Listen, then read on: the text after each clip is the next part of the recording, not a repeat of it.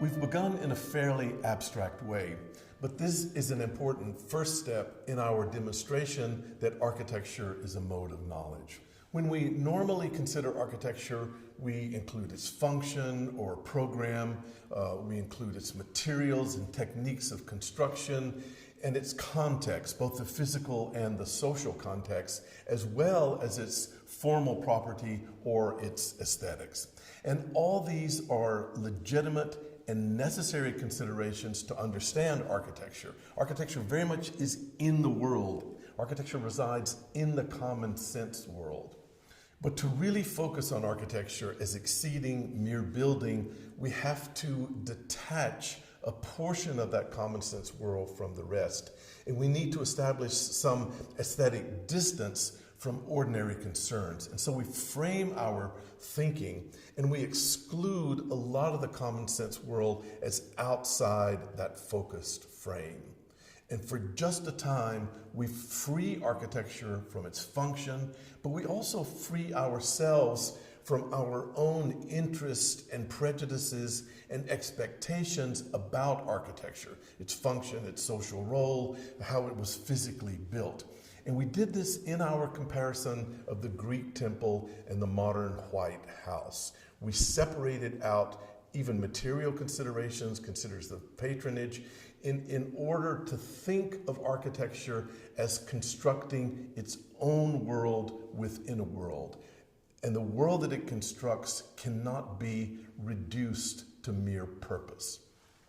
Now, this part of our model of the architectural imagination borrows from the German philosopher Immanuel Kant. In the late 18th century, Kant produced a foundational theory of aesthetics that we still use today.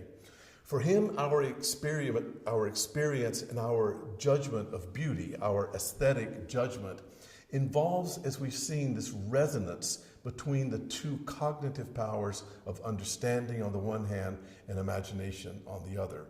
But that judgment of beauty does not depend on having a priori determinate concepts. It involves more feeling and affect. And the affects of beauty are particular and subjective. They're my feelings at this moment, but at the same time, they're nevertheless endowed with a universality.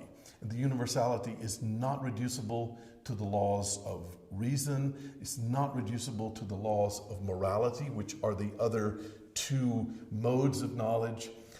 Consideration of aesthetics is necessary as a third mode of knowledge because the concept-driven fields of pure reason and practical morality cannot account for all there is of human knowledge. And of course, this is why Kant is important if we want to show that architecture is a mode of knowledge, or if we want to think of architecture as producing conceptual frames for knowledge.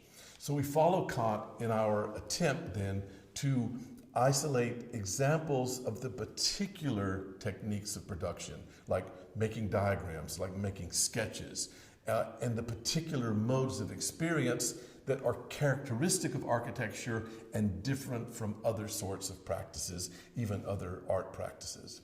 For scholars of architecture influenced by Kant, like Panofsky and Wittkover, whom we've seen, this particular productivity, this particular architectural experience involves investigations of geometry and proportion. It's highly intellectual, it's self-reflexive and recursive, and it's very abstract. In the next module, we want to look in more detail at an example of Wittkover's practice of this Kant-inspired interpretation of the project of architecture.